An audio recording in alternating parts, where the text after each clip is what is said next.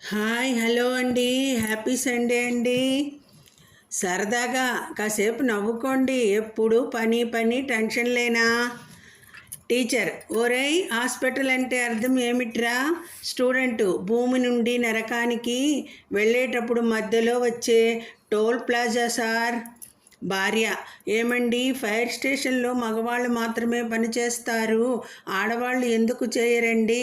భర్త: మీ ఆడాళ్లకు మంట పెట్టడమే తెలుసు, ఆర్పడం తెలవదు కదే అందుకు.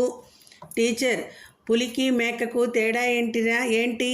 విద్యార్థి: మొదటిది క్రూర జంతువు, రెండోది కూర జంతువు. టీచర్: అరటిపండు గురించి 2 వాక్యాలు చెప్పరా? రవి: ఒకటి తింటే బలపడతాం, 2 తొక్కితే జారి పడతాం. అమృతం తాగిన వాడిని దేవుడు అంటారు, విషం తాగిన వాడిని మహాదేవుడు అంటారు. విషం తాగి కూడా అమృతం తాగినట్లు ఆనందం నటించేవాడినే పతిదేవుడు అంటారు.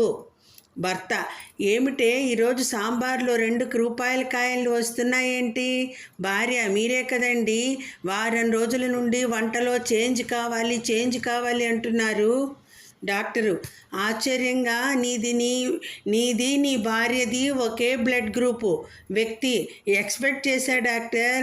ఒకటా రెండా? 20 ఏళ్ల నుండి పీలుస్తూనే ఉంది కదా నా రక్తం. పాప: నాన్న, కాకి అరిస్తే ఇంటికి చుట్టాలు వస్తారా?